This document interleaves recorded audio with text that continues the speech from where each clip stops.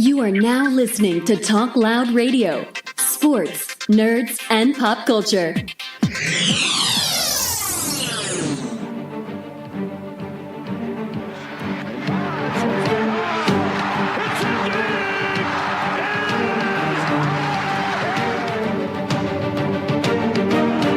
a deep one for the end zone. Phelan is down there. Oh, he got it! He got it! He got it!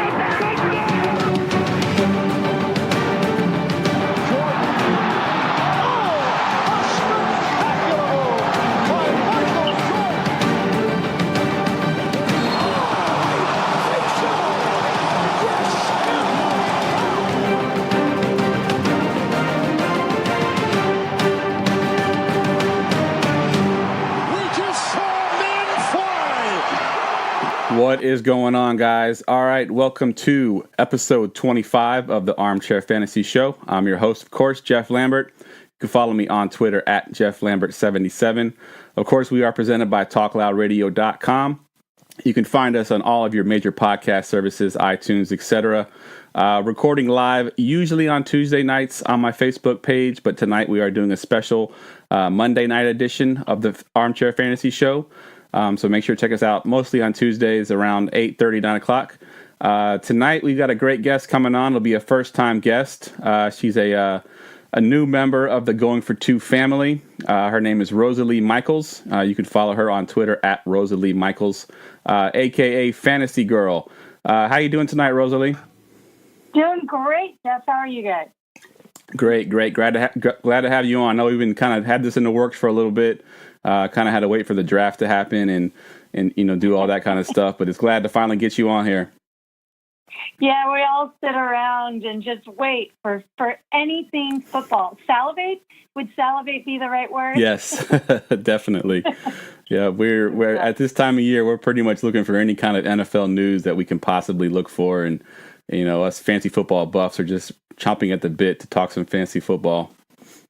Yeah, I was saying, I'm like, this is really the time of year. Like, after the Super Bowl, you're like, okay, that was fun. That was a good run, and you take a little bit of time off, but now you're just like, you get just one little morsel of football, and you're like, yes, give me more. Yes, exactly.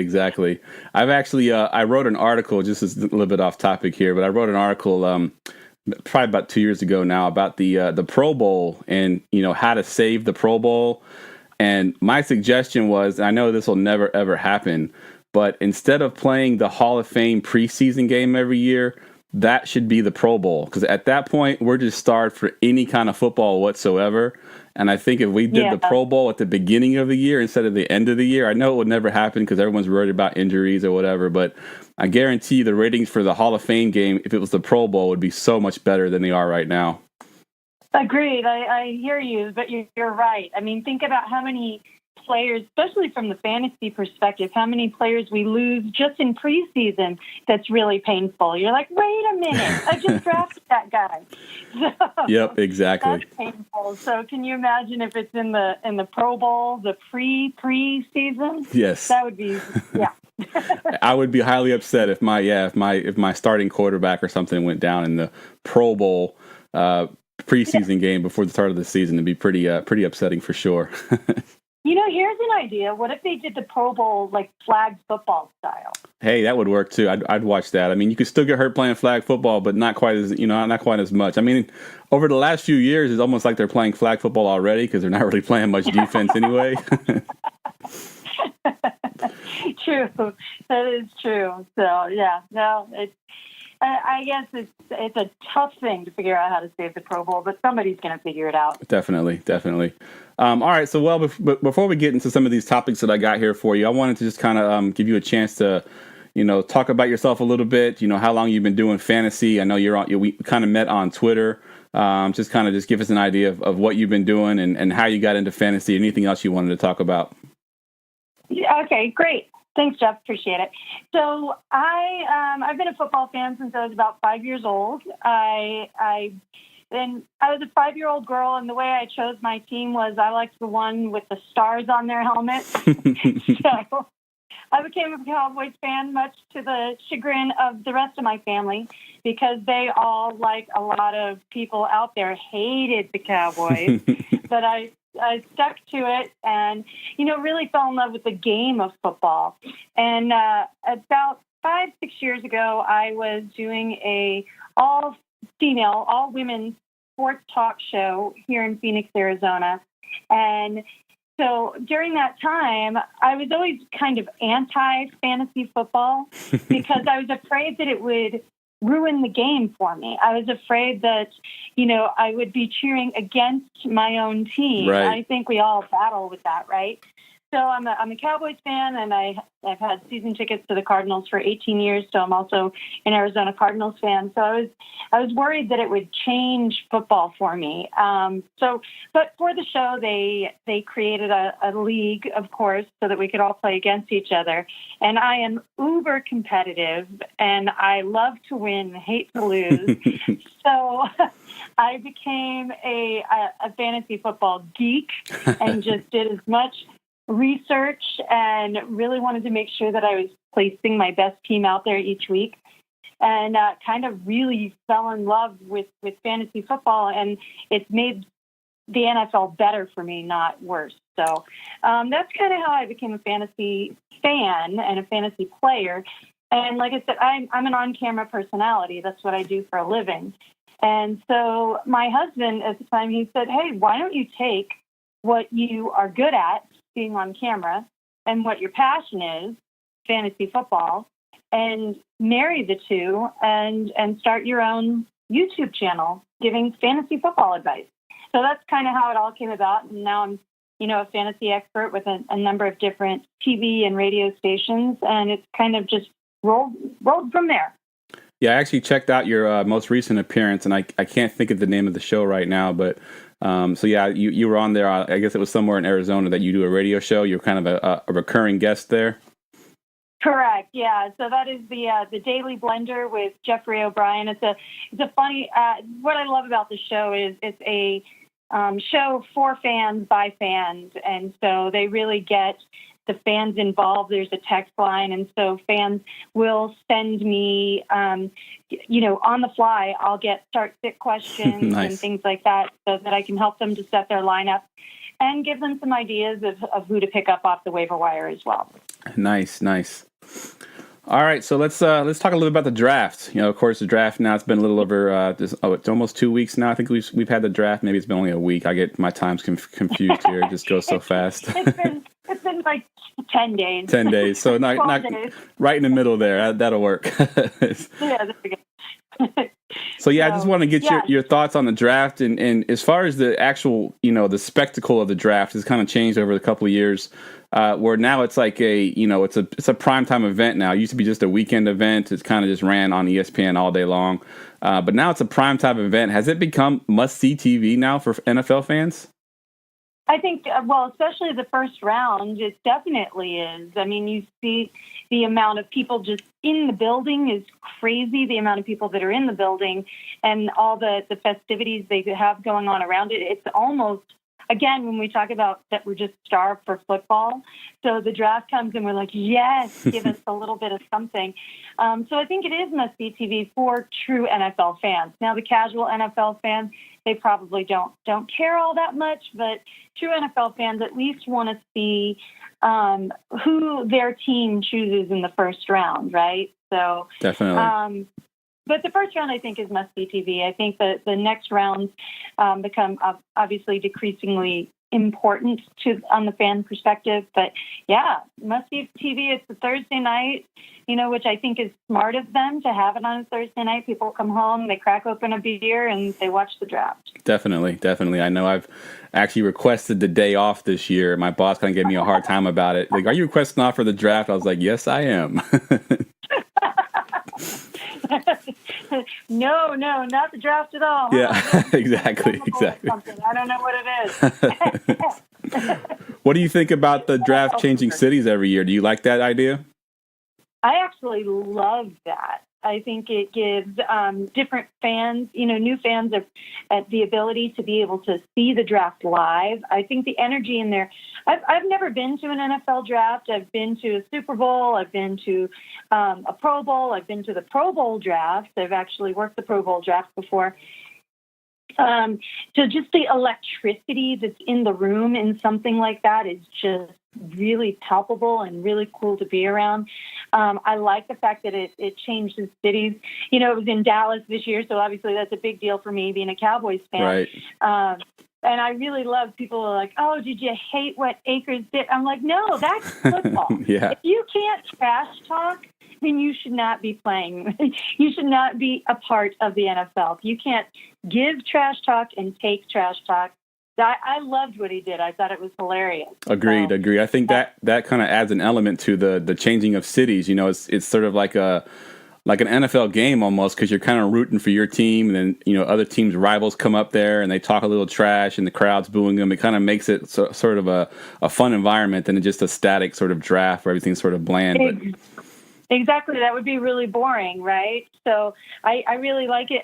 What I would like to see, though, I would love to see, instead of Goodell coming out and being booed all the time, I would love to see that a host have a funny, you know, the Oscars have a host, the Golden Globes have a host, the Grammys have a host. I would love to see like a funny comedic host that could host the NFL draft. And I think it would really take the entertainment level of it up. That's actually a really good idea. I've actually never heard that idea brought up before. But yeah, you're right. I mean, you get someone up there that's, you know, just a funny comic just to make the sort of lighten the mood a little bit. Because, yeah, you're right. The booing of Goodell gets a little old. I think this year they tried to bring out, like, Cowboys with him, thinking that they wouldn't boo him, and they still booed him.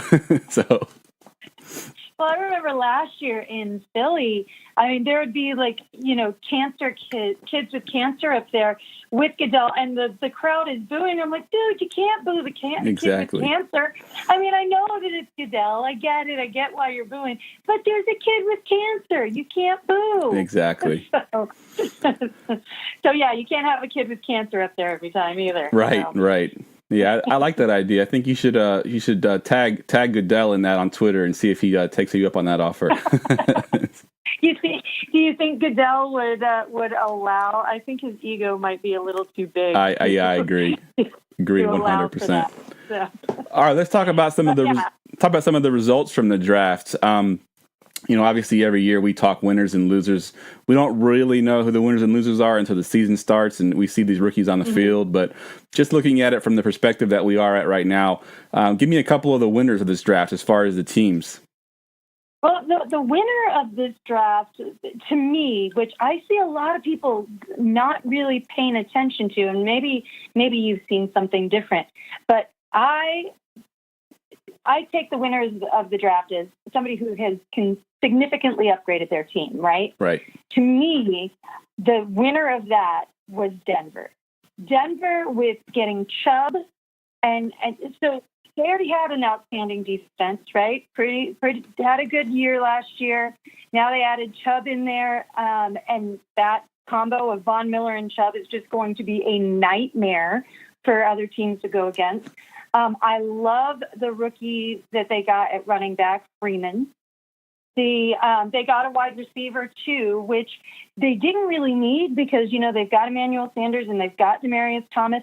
But this is a kid who has some potential, and that's Sutton, Cortland Sutton. I don't know if you. Cortland Sutton. Yep. Sutton. Yeah, Cortland Sutton. So he's got a lot of potential. He's a boomer bust kind of guy, but I like the fact that he's underneath Sanders and Demaryius Thomas because he will have the opportunity to learn from them. He's got, you know, a little bit of inconsistency, a little bit of bad hands, but he is the ideal wide receiver type. And so I think that he can fit right in there really well. That running back that they got, I see him starting, and we can talk about him a little bit later, Royce Freeman. I see him starting for the Broncos. He's a really, really great kid. I'm really excited about him. Denver's got a pretty easy schedule coming up against the run. Plus, I think their defense is going to be so strong that they're going to have a good amount of time with their offense on the field, and with Case Keenum behind center. And then one of my other favorite pickups that they got, Troy Fumagalli. Troy Fumagalli, first of all, I just love his name. He sounds like a great tight end, right? Yes. Troy Fumagalli. You're from back east. So he's a huge guy. He's 6'5", 247 pounds. He has great hands. I think he's going to be the next Travis Kelce, the next Gronkowski. Oh, wow. That's a big statement right there. All right. It is a big statement. So I think that Denver, with their draft alone, they significantly upgraded their team. And then obviously in free agency, they got Case Keenum, who did a great job with Minnesota this past year. So I think Denver became a much, much better team after the draft. I agree 100%. I actually had them as my clear-cut favorite with those picks. I think I honestly think if Bradley Chubb wasn't there at 5, if the Browns had picked him instead of the guy they picked, I think Denver wanted to trade back. But I think when the Browns picked that, I think it was Denzel, the name's escaping me right now, but when they picked him, Denver was quick to pick the Bradley Chubb, who was regarded as probably the best defensive player in the draft. So I think they got a steal right there. To some people, he was second to Saquon as the best overall player in the draft. So, agreed. Yeah, that was that. And God, I'm just thinking that whole division having to face that defense. I think that Denver, really, really impressed with what they did. So, definitely. So yeah, that's my winner of the draft. So. All right. So who's your loser? I have 2 losers. 2 losers. My first loser, it's just a perennial loser, and I feel so bad because I almost expected them to screw this up, and they did. and I know a lot of people are going to disagree with me, but Cleveland taking Baker Mayfield as the first pick, they had much better options. And you just look at, I think Baker Mayfield would have been better like in New Jersey. I think that would have been a better fit for him. Yep. In Cleveland, he is just, he's not going to start. Tyrod's obviously going to start. I like Tyrod Taylor. And I think that he's, I don't think that Buffalo gave him a great shot. I don't know that he's going to get that in Cleveland either, because it's just the hole that is the Cleveland Browns that people get sucked into. And so, Cleveland, with all of their high picks and everything that they have to where they can truly build a great team, I feel like they just consistently make the wrong decision for themselves. And it makes me sad because I want to see them do well. So Cleveland is my first loser, and my second loser is the Buffalo Bills. I'm not quite sure what the Buffalo Bills are doing overall with what they're doing in the offseason. And with choosing Josh Allen over some of the other choices, I mean, they should have taken Josh Rosen. That's really who they should have taken, because they needed somebody who could come in and start right away. Yep. And that's not what Josh Allen is. Josh Allen has deep accuracy concerns, and accuracy concerns are not something that can be fixed. Those are things that's a really, really, really hard thing to fix on the NFL level. Accuracy concerns, you can address those when they're younger and try to get that fixed. But if you talk to anybody that's gone through the NFL, Troy Aikman's a big guy that says if you have accuracy issues, you're not going to fly in the NFL. So I wish that they would have taken Josh Rosen, although I'm happy that the Cardinals got him. But I wish that they would have taken Josh Rosen instead of Josh Allen. So I think the Bills really, really missed the mark there. I agree with you on both those teams. Actually, I had the Browns as a loser as well. I wasn't so upset about the Baker Mayfield pick as I was the fourth pick, where I didn't get Bradley Chubb. And then they come around in the second round and they get, they get a running back in the second round, which they had already just signed Carlos Hyde to a big contract, and they got Duke Johnson already there. So I thought that was a waste of a second round pick as well. I really thought what they should have done was take, maybe Saquon Barkley at number 1, and then at 4, at worst, they would get the third best quarterback on this draft. I thought that would have been the way to go. Exactly. Saquon Barkley is to me, he is one of those guys that you can build your team around. He is a a game changer, right? So they completely missed the mark there. I agree with you. They should have taken Saquon and then the quarterback at 4. Yep. Agreed. Yep. And then the other one I had was the Seahawks. That I just didn't know what they were doing with their team. They needed offensive linemen. They get an offensive lineman in the 5th round after they draft a punter, which is just it's just crazy to me to think about that. I mean, I like the running back that they got, but I just think with the issues they have at offensive line, who knows how much space he's actually going to have to run the ball. So they actually made no sense to me looking at their draft at all. I don't know what they were thinking over there. Well, maybe. I mean, it can think of it this way. They drafted the punter, so they know that punting is going to be important because they're not going to be able to move the ball. That's a good point. Pin them deep and let other defense do a job. That's true. That's a good point there. I like that. All right, let's go ahead and jump into some of the fantasy side of this draft now. We talked about a bunch of running backs already. Last year's running back class kind of brought the running back to the forefront of the NFL. They kind of like fell off for a while there, but we had guys like Leonard Fournette, Dalvin Cook, Kareem Hunt, Alvin Kamara. They were all great running backs. All great in fantasy as well. How does this group of running backs this year compare to last year's class? Yeah, that's a tough one to beat.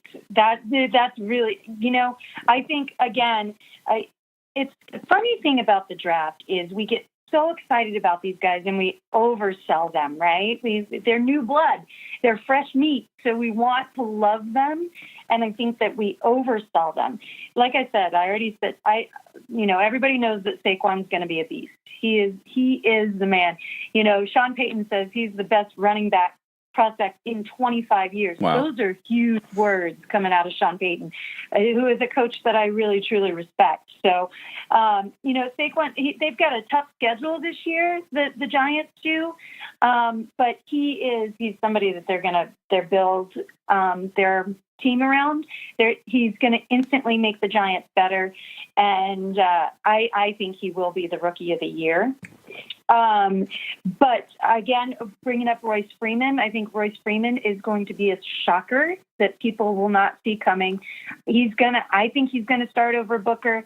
Their defense is going to be solid. We already said that. He hits the hole. He doesn't waste any time, and he scores a lot of touchdowns. So he's like a Jordan Howard type guy who I also love. So I really like Royce Freeman. But when you look at, those are the two that I'm excited about. I know a lot of people are excited about, Darius and Sony Michel and Ronald Jones. Ronald Jones, the problem he has is he went to Tampa Bay. Yeah.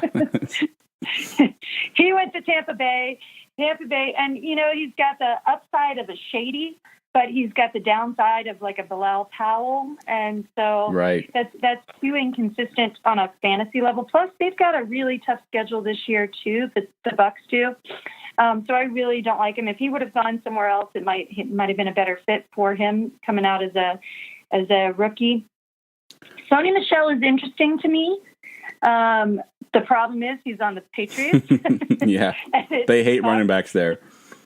They just, I think he's worth a flyer in the later rounds just to hold on to him and see. I like him. He's a true 3-down back who can pass block.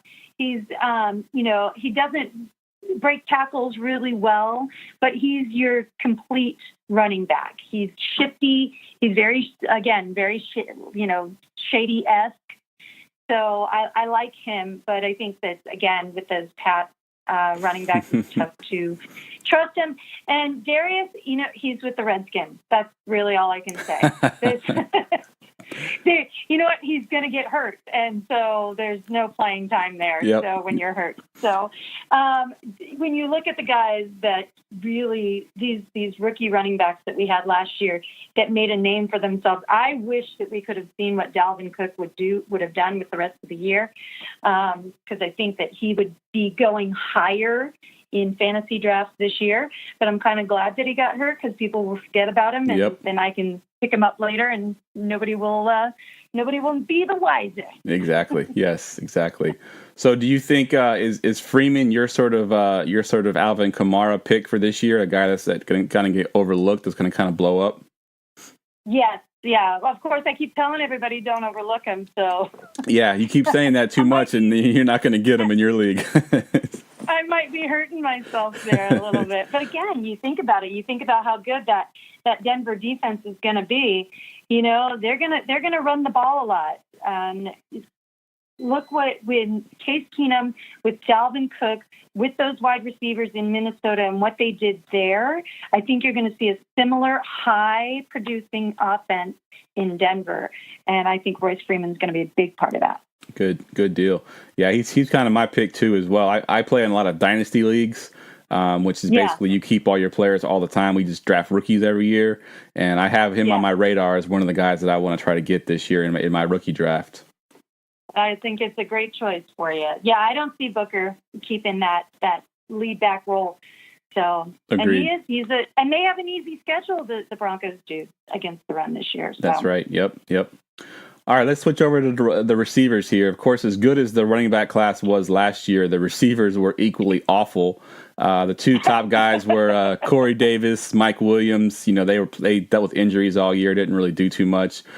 John Ross may have had one of the worst rookie seasons I've ever remembered for a first-round pick. I think he had one catch and one fumble on that catch, and that was it for the whole season for the 9th overall pick in the draft. That's just terrible.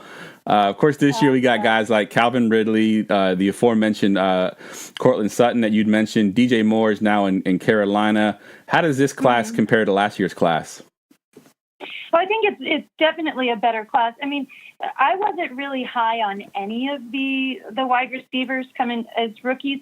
Here's the thing: is that for wide receiver transcending from college to NFL, that's the biggest adjustment, other than a quarterback, obviously, having to adjust to the speed of the game.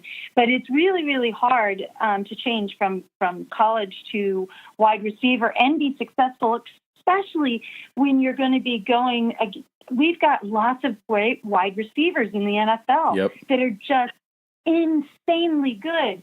So you got people that are good in college, but they get to the NFL and they're just, they fall short because that's how good the talent is in the NFL.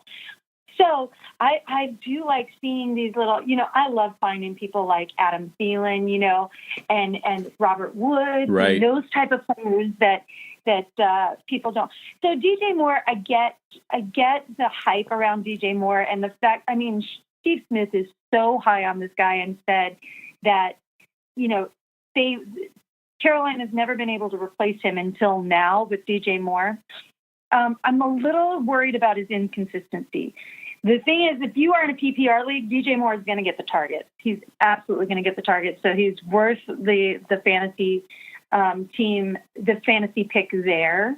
He'll get the targets, but I want to wait and see what his chemistry is like with Cam, because with Cam Newton, if you don't have that chemistry, you're not going to get the ball. Yep, this is true. It's just the way it goes. So, they've got a pretty tough schedule against wide receivers this year for Carolina, and that inconsistency. He's not my favorite rookie wide receiver. My favorite rookie wide receiver, who I think is going to be a superstar this year, is Calvin Ridley. Calvin Ridley went to the absolute right team for him.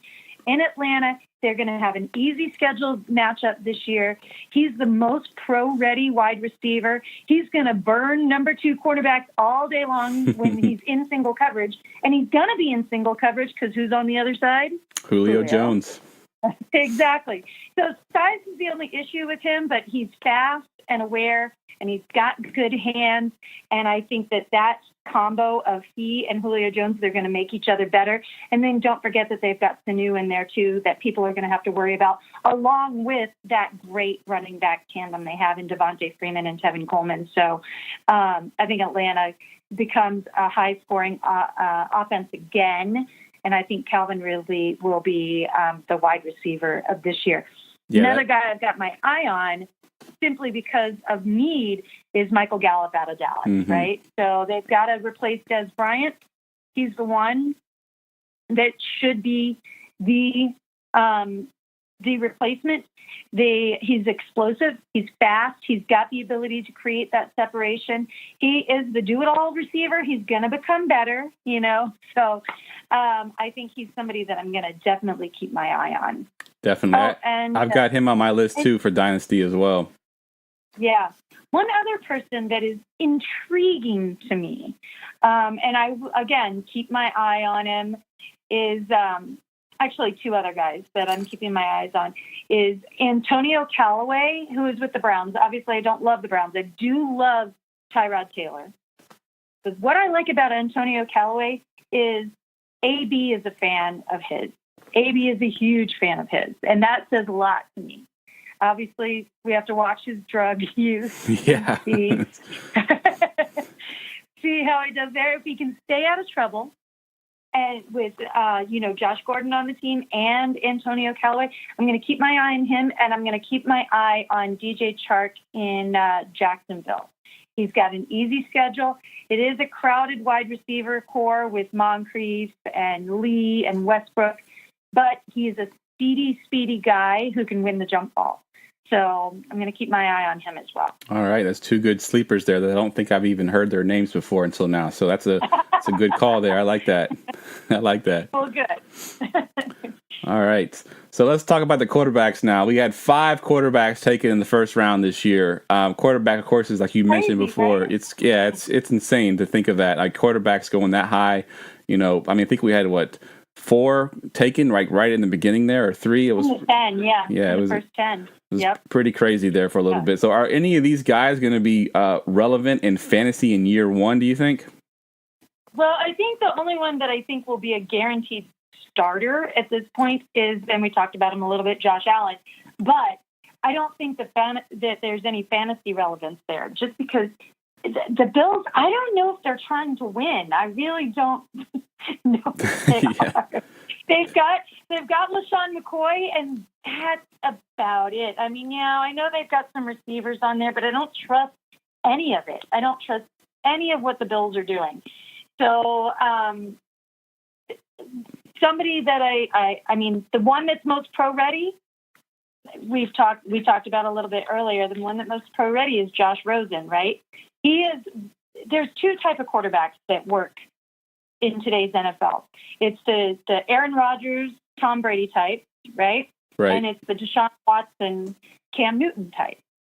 So Josh Rosen is that Aaron Rodgers, Tom Brady type. He's a very, very smart quarterback, and I like that. The thing that Josh Rosen has going for him is that he's got Sam Bradford in front of him, who is very fragile. So, and there's an interesting stat that I just read about. And I don't know if you know about this one, Jeff, but, the last first-round quarterback that failed to start a game over his inaugural campaign was Jake Locker in 2011. Wow.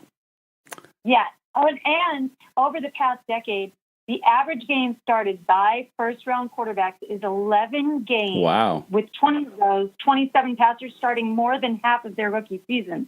So we're seeing more and more rookie quarterbacks come in and start games. They're not sitting behind these quarterbacks anymore. I think, number one, obviously quarterbacks are getting hurt, and so they're getting an opportunity there. And number two, there's so many mediocre quarterbacks that, look at with Deshaun Watson. I was surprised last year when they started Savage that first game. I'm like, what are they doing? After the preseason that he had, where he showed that he could keep up with the pace of the game and was just electric. And then finally he got his opportunity, and sadly he got hurt.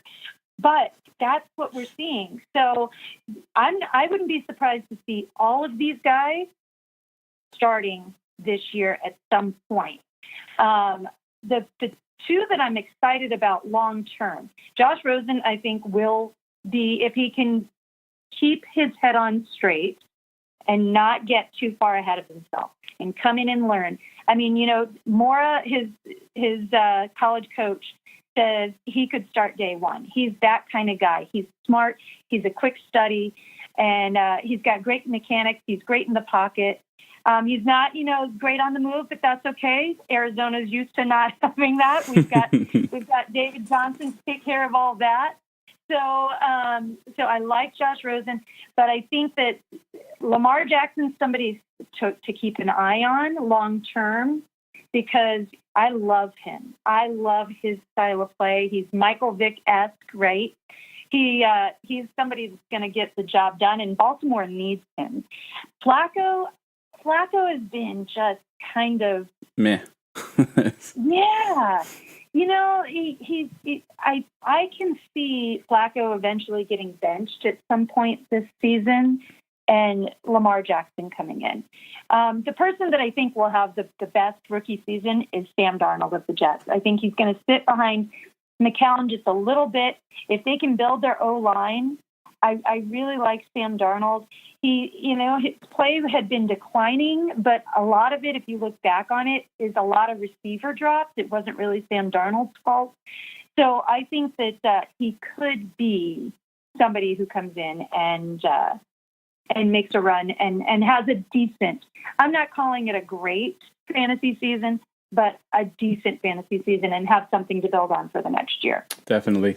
I think I agree with you in all those takes there. I think that, I think in the past we've seen those, at least one of those rookie quarterbacks sort of take off. I think Cam Newton may have been like one of the first ones that sort of came in rookie season and was fantasy relevant. I mean, he kind of lit it up his rookie season. And then, I think that, we've kind of seen that the running quarterback, of course, it's easier to make a transition to, as far as fantasy goes, to quarterback when you're a running quarterback. So, if Lamar Jackson ends up getting a start here and there and wins that job in Baltimore, I think that he is definitely going to be fantasy relevant just based on his legs alone.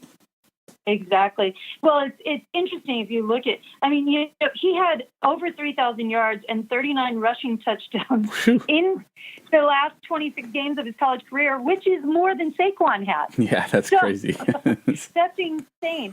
And I'm wondering, even if I took him like in the later rounds of the flyer, he may have some wide receiver equity this year.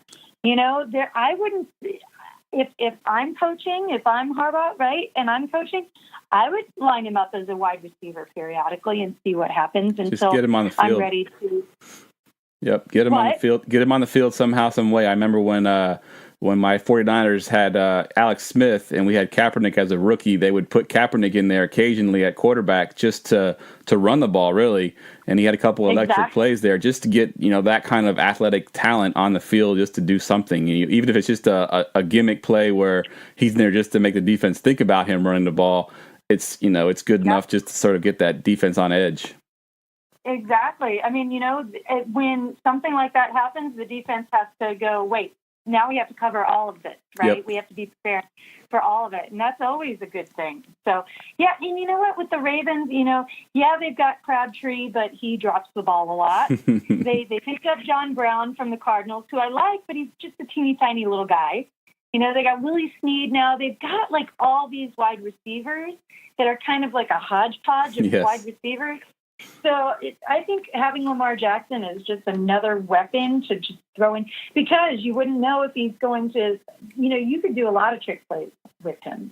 How many times have we seen wide receivers throwing touchdowns this past year? Yep. Quite a few. This is true. Let's just hope that RG3 isn't there to teach him how to slide, because I don't think RG3 ever learned that. Yeah, none of that. Definitely. All right, let's take a quick commercial break here, and then when we come back, we'll talk a little bit about some rankings and such. You want to do that? Yeah, absolutely. Do you need advice for your fantasy football team? How about your DraftKings or FanDuel lineup? GoingFor2.com has you covered. GoingFor2.com has exclusive content from some of the best fantasy writers in the industry, whose credentials include Bleacher Report, Fantasy Pros, and Fantasy Life. From advice columns to player ranks, GoingFor2.com has it all. Sign up for our newsletter to have all of our content sent to your inbox. Start winning today. Visit GoingFor2.com, because no one remembers the extra point. Today's show was brought to you by Daily Fantasy Nerd. They have everything you need to build better lineups.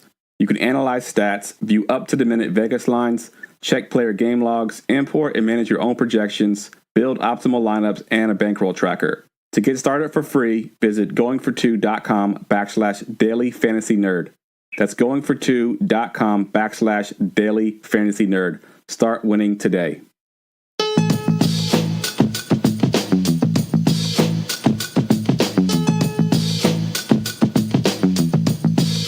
Army with harmony.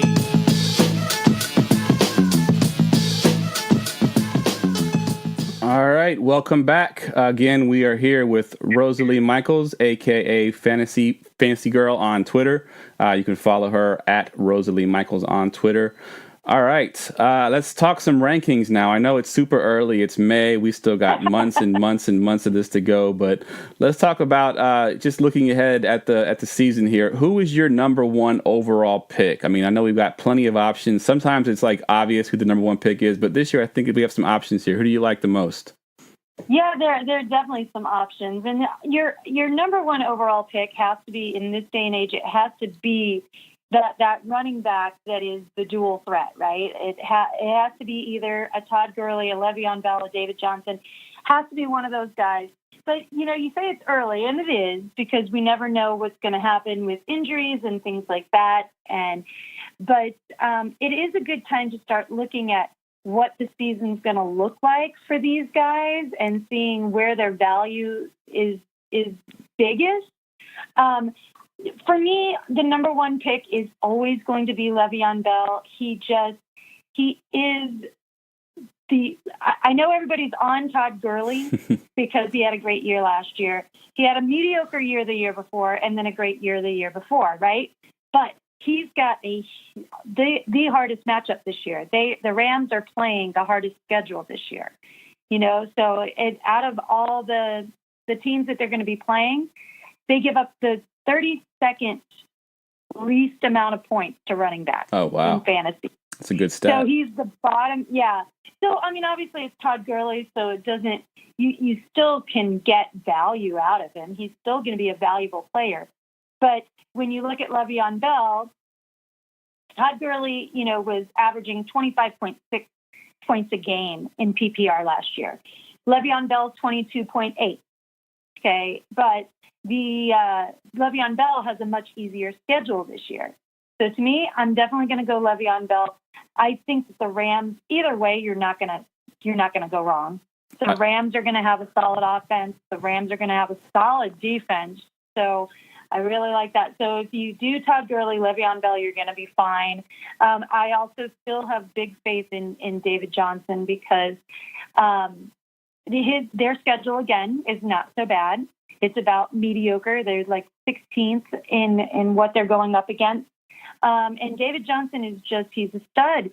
People have forgotten how much of a stud he is because he was injured last year. And so now, there's always somebody that's hot on everybody's list, and that's going to be Gurley this year. Gurley will probably be the number one overall pick for most fantasy drafts. But I think if you get any of those three guys as your number one, you're not going to be sad. I agree. I think it's just splitting hairs with those three guys. I think it's got to be one of those three.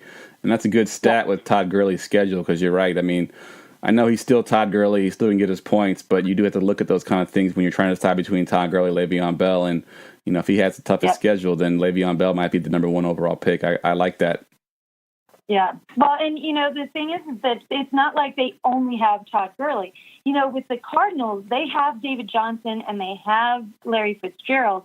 But, the Rams have all those wide receivers that they can go to. So they have a lot of options on their offense to go to that's not named Todd Gurley. Right. So Le'Veon Bell, same way. I mean, he's able to keep up with the numbers even though he has Antonio Brown and Juju on his team, right? So, but Bell's always going to get the call. Always going to get the call. So David Johnson's that same way. He's always going to get the call. And it'll be interesting to see with Bradford in there how they sync up. David Johnson and Carson Palmer had a really good connection, and so I'm interested to see how they sync up. And again, that's going to be preseason where we start to see that. Definitely. All right, let's move over to the quarterbacks here. I think if these two guys hadn't gotten injured, I think they'd probably be the number one, number two quarterbacks. Of course, it's Carson Wentz and Aaron Rodgers. With both of them coming off injury this year, are one of them your top QB still, or because of the injuries, are we going somewhere else with the top QB? You can never, if you look at Aaron Rodgers' numbers over, the past 10 years, what he's done fantasy-wise, he's just too consistent to not be the number one. He is what you want in fantasy. You want consistency. You want somebody you can rely on. There's lots of boom or bust kind of guys in there. That being said, I think that the top two quarterbacks this year will be, when you look at it again, so Carson Wentz, even after his injury, so he was scoring 21.8 points per game. And if you look at his schedule this year, it's much easier than Aaron Rodgers' schedule this year. He's going up against the teams that give up the fifth most points to quarterbacks this year. Wow. That's Carson Wentz with all of that. I mean, the Eagles were one of the highest scoring offenses last year. So I think Carson Wentz is, again, going to have a monster year. I don't, people are like, well, what if Nick Foles starts? Nick Foles isn't starting. No. He's not going to start. No. People just need to get it out of their head. He is a highly paid backup is what he is. So it's Carson Wentz's team. He's a phenomenal talent. He's got an easier matchup this year than he did last year. It was funny. At the beginning of the year last year, I was doing some of the radio shows, and, everybody does their rankings, and they say, who do you think is going to win the NFC East? Everybody had the Cowboys and the Giants. And I'm like, what are you guys seeing with the Giants? There's nothing in the Giants that looks intriguing or interesting to me. You guys are completely missing the boat on the Eagles. Look at what the Eagles have going on. And sure enough, I mean, we all know what happened to the Eagles. So Carson Wentz is going to have a big year. Tom Brady, I love. He's consistent also. So if you look at, Tom Brady and Aaron Rodgers both had an average point total of 18.5 points per game. Okay, Tom Brady has a pretty difficult schedule this year too, so do Aaron Rodgers. But again, those two are still going to be in the top five. But my favorite top two, Carson Wentz and Deshaun Watson. Ooh. Deshaun Watson, before he got hurt, was scoring 24.1 points per game. And he's got the third easiest matchup this year in regards to how many points were given up to quarterbacks last year by the teams he's playing. He is going to have a monster year, and he's ready. I watch his Twitter. I watch his tweets, and he is ready. He is chomping at the bit. So I like Deshaun Watson and Carson Wentz this year. Nice. Throwing a little curveball in there. I didn't even consider him. I just wasn't even thinking about it, but you're right. I mean, when he went down, he was, I think, the number one quarterback as far as points per game in the NFL. So yeah, it's just he's amazing. So and he has the legs too to run. So that's another a dynamic to his game that's good for fantasy. And he makes smart decisions. He throws the ball away when he needs to throw the ball away. He extends the play when he needs to extend the play. And yeah, 24.1 points per game. It was easily the most of anyone in the NFL. I mean, granted, it's a smaller sample size, but I think if he would have been able to complete his year, DeAndre Hopkins. That was Deshaun Watson that helped DeAndre Hopkins with his year. Not to diminish his talent at all, but Deshaun definitely helped him out a lot. Definitely. Another guy we need to keep our eye on, though, is Kirk Cousins. That's a good call. Kirk Cousins, because that Minnesota offense is good. It's really good. He's got great wide receiver options. He's got great tight end options. He's got Dalvin Cook coming back who can run and catch the ball out of the backfield. And Mike Zimmer knows what he's doing in that offensive playbook. So Kirk Cousins, he didn't have a great year last year, 17.4 points per game, but that was on Washington. He's in a different ball game now, and they've got an easier matchup. So Kirk Cousins is a good one to watch too. Yeah, I will say I'm actually from the Washington, D.C. area. I live out here, and of course, they were all upset to see Kirk Cousins go. But one thing Kirk Cousins never had here in Washington was a running game.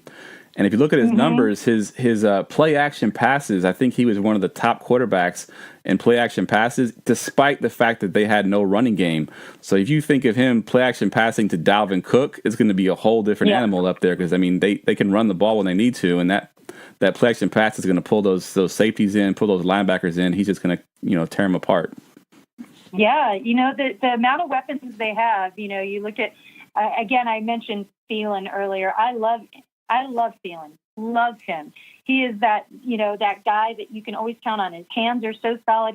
And then of course, they've got their tight end as well. Yeah, they just have all the weapons there to really make it. I was disappointed in their play in the playoffs, but I think that they'll make it up this year. Yeah, definitely. That last game against Philly, they were definitely disappointing for sure. I think they should have lost that Saints game too. They just kind of pulled it out there with a miracle at the end.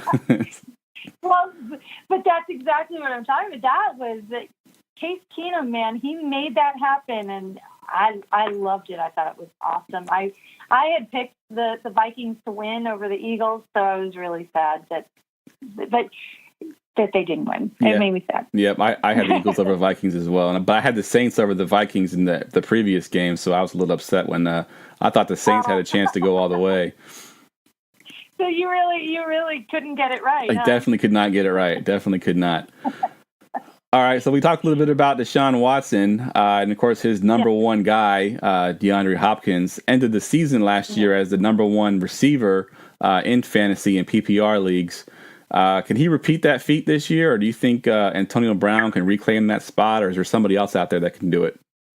Well, the interesting thing is, yes, he ended up as number one as the most points. But if you're looking at it at points per game, which is what you need to do, because he played one more game than Antonio Brown did. It's a good call. So Antonio Brown actually averages 22.2 points per game. And DeAndre Hopkins averages 14.3. So it's, DeAndre, again, I love Deshaun Watson. I like what they're doing down there in Houston. I like the energy that they've got going on there. So I think DeAndre Hopkins will be a top 10 wide receiver, but I think Antonio Brown is easily going to be the number one wide receiver. The person that I need to watch out for, and people, again, have forgotten about him because of his injury and his off-field antics, right? ODB. Yep. ODB is still, again, I think that the Giants have seriously upgraded their offense with Saquon being there. ODB, they're going up. They have an easy schedule this year against wide receivers. So I think ODB makes it back into the top three, maybe even might fight AB for that number one spot this year. Yeah, and with Saquon Barkley, you're right. He won't see double teams. They'll have to respect the play action pass of Eli Manning. So it could open up all kinds of things for Odell Beckham there. Yeah, and don't forget they've got Evan Engram, that tight end out there, who is really, really good. Sterling Shepard alongside him, who's a great wide receiver, really, really gets pulls the coverage as well. So, yeah, I think they're going to be a more, as long as they can get their offensive line working together, I think that they're going to be a much more effective offense this year. And I look for ODB to really open that up a little bit. Agreed. All right, let's talk about some sleepers. I know, again, it's super early, and by the time we start drafting in August, these guys may not be sleepers anymore, but we're in May. Who do you got for some sleepers here? All right. Let's see. So at running back, the sleeper, he's not really a sleeper, I guess, but, Leonard Fournette, people are forgetting about him. They just do. They don't look at him because he's not like a David Johnson or a Le'Veon Bell or a Todd Gurley. But, Leonard Fournette, the Jaguars rushed for 141 yards per game last year and 18 touchdowns. That's a lot when you're talking about fantasy relevance. Yep. So don't forget about Leonard Fournette, somebody that I really have my eye on this year. And we talked a little bit about Dalvin Cook, who I'm excited to get back. I like him as a sleeper this year as well. Again, because when we're talking about that complete offense, the Minnesota Vikings have that. and Dalvin Cook is just going to take advantage of that. The person that I think that most people are not really looking at, and I'm got a big eye on, huge eye on, is Derrick Henry. Derrick Henry, they don't have DeMarco Murray there anymore. This is not going to be that split time. I hate split time on running back. Yes. I hate it from a fantasy perspective. It drives me nuts. And so it's not going to be split time. So I really like Derrick Henry this year. They have an easy schedule. The teams that they're up against gave up the 5th most points to running backs last year. And Tennessee averaged 115 yards per game and 18 touchdowns last year. And that's all going to be Derrick Henry this year without the DeMarco Murray there. So I'm going to watch and see what happens, obviously, in the preseason. They brought in Dion Lewis, but I really think Dion Lewis is going to be more of a change of pace back for them. And I think they're going to put Derrick Henry into that workhorse role. I think they have to do that in order to make their offense a little bit more efficient, to take some of the pressure off of Mariota, to allow those wide receivers to get open. So. Agreed 100%. All right. Are there any guys this year that you were absolutely not going to draft? Is there anybody that people are high on that they just love them and you're just not a big fan of them? Yes. It's every year I say this, and one year I got him in one of my drafts that it auto-drafted. Oh. It auto-drafted because I was having some issues or something, and I got him. Everybody's always high on him, and I get it. It's Mike Evans from Tampa Bay. He's so disappointing all the time. The year before last year he was insanely disappointing.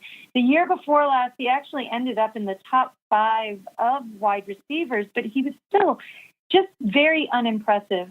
So Mike Evans, I just don't like. I don't like any of the Bills receivers, and I don't like any of the KC receivers this year. I don't trust that Patrick Mahomes is going to be getting the job done correctly. So I don't trust. It's not that I don't like Tyreek Hill. I just don't trust the quarterback. I'm not quite sure what Andy Reid is doing because I feel like he really screwed up his team. Letting Alex Smith go, I think, was premature. And so I think he really screwed up his team. I think they're going to rely heavily on Kareem Hunt. And I don't know if Kareem Hunt can handle it. They'll get Spencer Ware back. So I don't like any of the KC receivers this year. People I won't draft, Patrick Mahomes. I just talked about that. I know a lot of people are really excited about the kid. He's a little too, what's the word I'm looking for? He's a little too gunslinger, but floppy gunslinger for me. Alex Smith, I don't like Alex Smith in Washington, so I won't be drafting Alex Smith. I also won't be drafting Carlos Hyde, Theo Riddick, or any of the Lions running backs because I'm not quite sure what they're doing in Detroit with their running backs. They have like 18 running backs. Yeah. So I think they're going to just have a team full of running backs and no anybody else. So, but Carlos Hyde, yeah, I think that going to the Browns was a terrible move for him. I mean, obviously, sometimes those things are not under your control, but I think that he takes a huge hit this year being on the Browns. So here's somebody that I love, but I will not be drafting. T.Y. Hilton, great receiver, but that Colts offense just with Andrew Luck, we still don't know if he's going to be back. Yep. Still don't know if he's ready. And when he does come back, is he going to be the same? So I will not be drafting T.Y. Hilton. It's just too much. There's too many other great wide receivers that I know that I can count on that T.Y. I think is going to get lost this year. Yeah, I agree with you on T.Y. for sure. It hurts my heart that you called out Mike Evans because I've been beating the Mike Evans drum for a couple years now. So I hope Does doesn't it hurt? It does. It hurts. I drafted him on my dynasty team, and I've had him for the last couple of years, and I really want him to, have that breakout sort of like season and then be consistent. But it seems like you're right. It seems like he disappoints more often than he succeeds. So I'm hoping you're wrong on him this year. Yeah. So sorry. No, go ahead. What were you going to say? I'll be fair, though. I'll put the majority of the blame, because Mike Evans is, if you're looking to build a wide receiver, it looks like Mike Evans, right? Right. But I'll put the majority of the blame onto Jameis. Yes. Jameis is just, he's so inaccurate. Remember we were talking about inaccuracy earlier. He's so inaccurate. I love the kid. I love his energy. I love his leadership.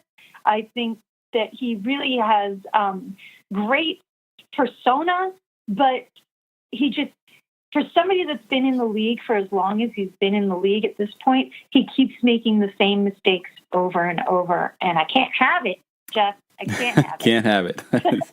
Well, I'm hoping you're wrong, because I need him this year to show up, because I've my team looks so good on paper. I say this on every podcast, but the last 2 years I've been top 4 in points, total points for my team, but I have yet to make the playoffs in my dynasty league, even though I was top 4 in points. It's ridiculous. I showed a stat on my website.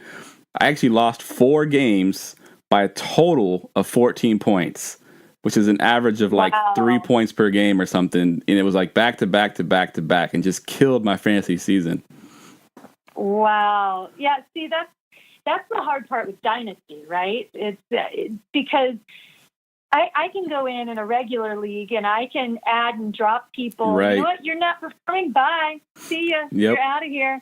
And I pick up somebody who is performing. So, in the dynasty leagues, you don't have that type of flippancy.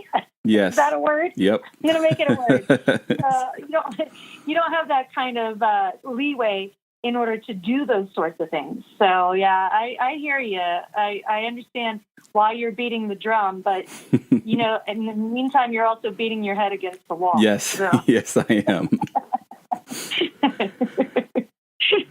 All right, let's talk a little bit about fantasy football just in general. I know when I first started playing fantasy football, I think it was 1999. And back then, there weren't the RotoWires and the RotoWorlds and fantasy football on every channel during the football season. It was I literally had every NFL team's website as a favorite on my computer, and I had to go to each one of them every day and read camp notes just to figure out who I wanted to pick up, who are my sleepers.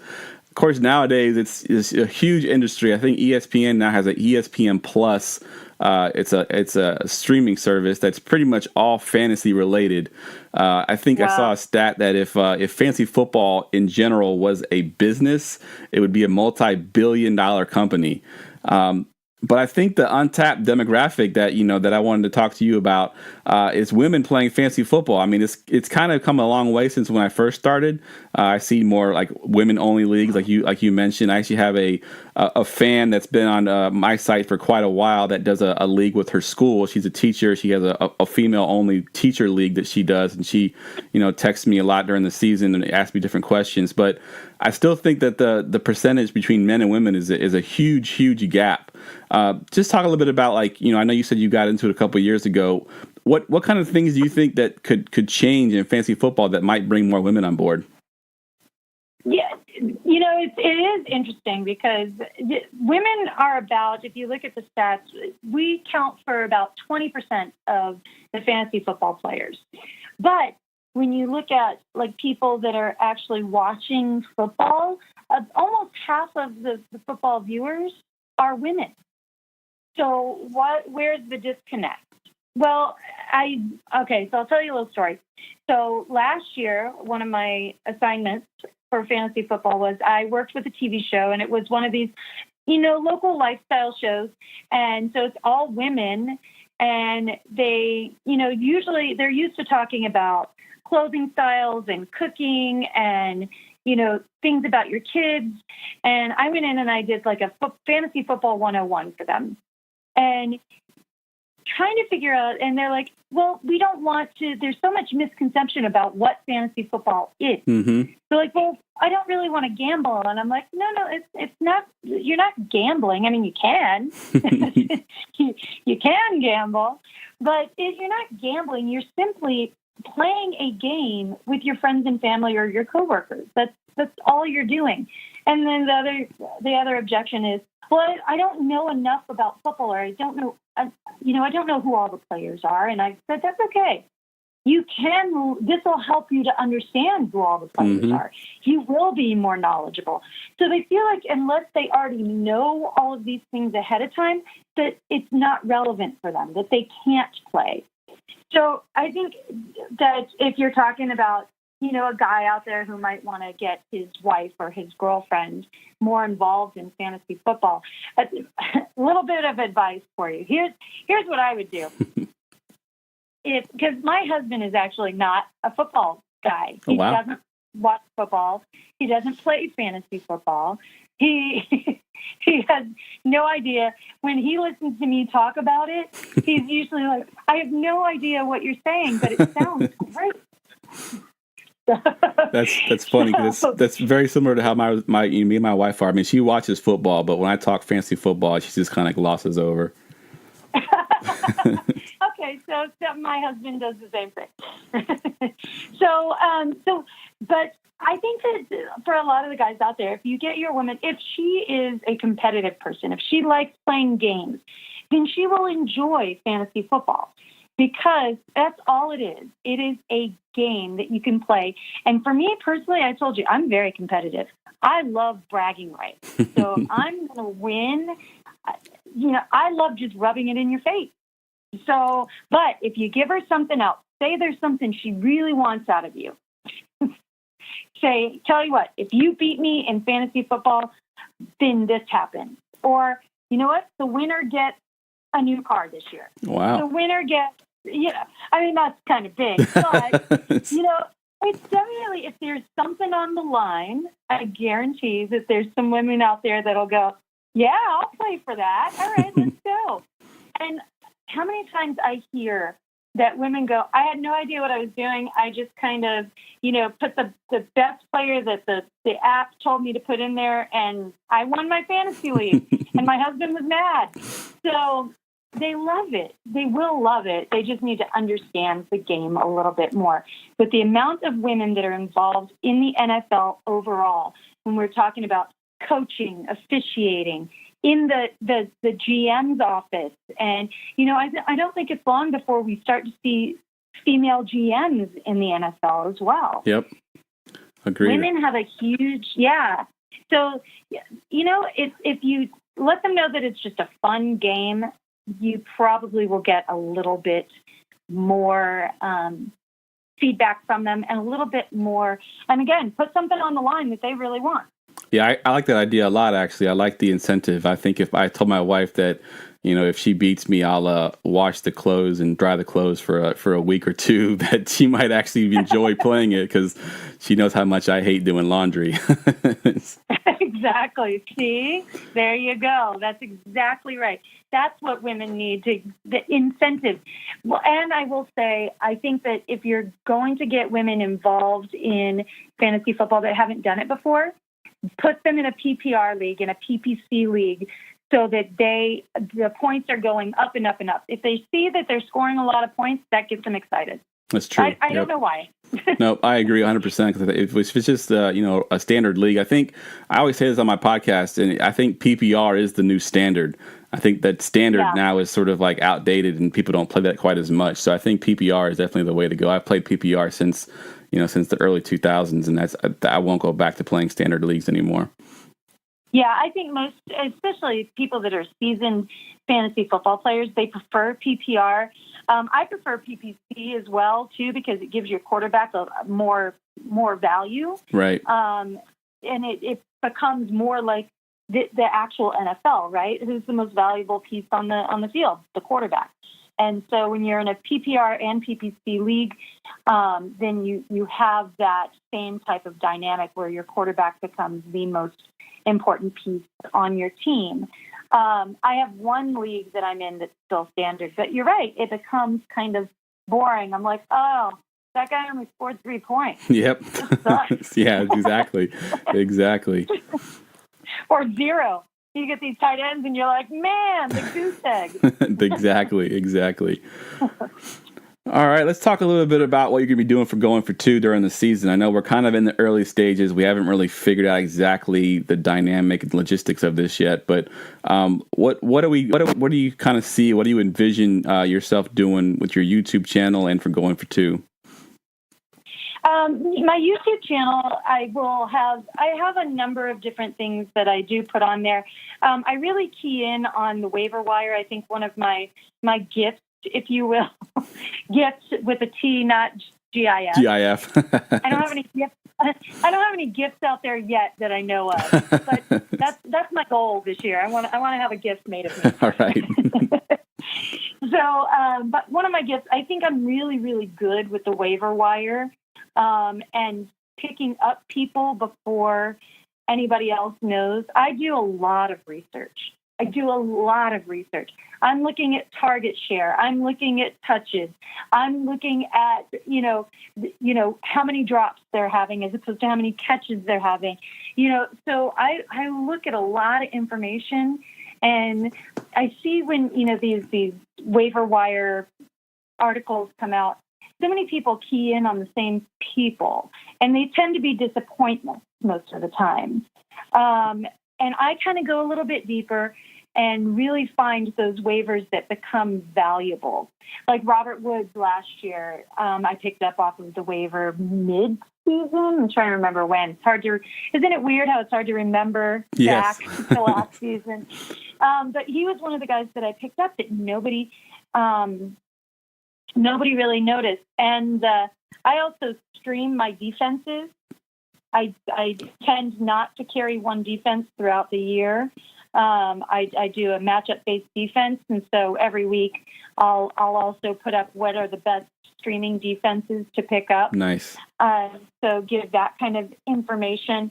And the waiver wire I'm really good at. So I will be putting up videos each week of which waiver wires and the strategy of waiver wire. Because waiver wire, for instance, last year, somebody asked me about what's your strategy now going into the playoffs with the waiver wire? Do you pick up more people? And I said, no. I said, I will pick up people, but I pick them more on the defensive side than the offensive side. For instance, I picked up Aaron Rodgers. I had Tom Brady, but I picked up Aaron Rodgers because I didn't want anybody else to have him. Yes. He was still on the waiver wire. And, it was still probably about 3 to 4 weeks before he was coming back. So there are strategies. I mean, I'm cruel. I'm very cruel to play against, Jeff, because I will take people away just so you can't have them. I do that same thing. Yep. That's a good strategy to do is to take people just so that nobody else can have them. You just put them on your team, put them on your bench. They won't start for you, but at least you won't be playing against that person. That's for sure. So that's a good strategy. Exactly. So waiver wire, I talk about, I have a little funny thing that I do where I have my, my doghouse of the week, where I place somebody on my team that goes into the doghouse. Nice. Really, and then I have my BA of the week. And I don't know if I can say it on the podcast or not, but it is bad. My BA of the week, who is the person on my team that really just blew the doors off. So that's just a fun little extra thing that I do on my YouTube page. And then, of course, throughout the season, too, on Twitter, I love to engage with the fans. You can always ask me start-sit questions, and so that you can start your best team as well. That's awesome. Yeah, I'm looking forward to that this year. I just kind of started doing this live show. I used to do just a podcast, and, I'm kind of going with this Facebook Live thing. I've been trying it out over the last couple of weeks, and my hope is that I'm going to be able to do a live show on either Saturday night or Sunday morning just to kind of see if I can get some traction with that. I thought about doing it last year, but it just got to be too difficult with, I started a new job last year, but I think I'm in a good place now where I might be able to actually do that. And I can definitely use some tips from you because you seem to be the professional as far as the live video stuff goes. So I'll be looking to you for some tidbits on that. Well, the great thing about Facebook Live, the thing that I love is that you can get that immediate response from the people watching, right? Exactly. So you can get those start-sit questions answered quickly and easily, and if they have any kind of adjustment they want to make or any other questions that they have, you get that synergy and that feedback. So I really love that part of it. Agreed. And that's kind of why I wanted to go that route, just to sort of get that instant feedback. It, kind of adds to the show a little bit as well if they feel they can interact with the show as opposed to just doing a regular old podcast. Exactly. Yeah, because this podcast there's no feedback on a regular podcast. So I love it. Love the idea. It's great. All right. Well, again, thanks for coming on. I think I've taken up enough of your time here. We're a little bit over an hour now, so I appreciate you coming on. I definitely want to get you back on again as we get closer to the season. We'll talk some draft strategies and different things that are going on in the camps and such like that. But again, love to have you on, and we'll definitely do this again. Absolutely. Anytime, Jeff. I love being a part of the team. Definitely. Again, guys, follow her. She's a great follow on Twitter. That's at Rosalie Michaels, a.k.a. Fantasy Girl on Twitter. And that's it. That's a wrap. Have a good night. You too. Bye, guys.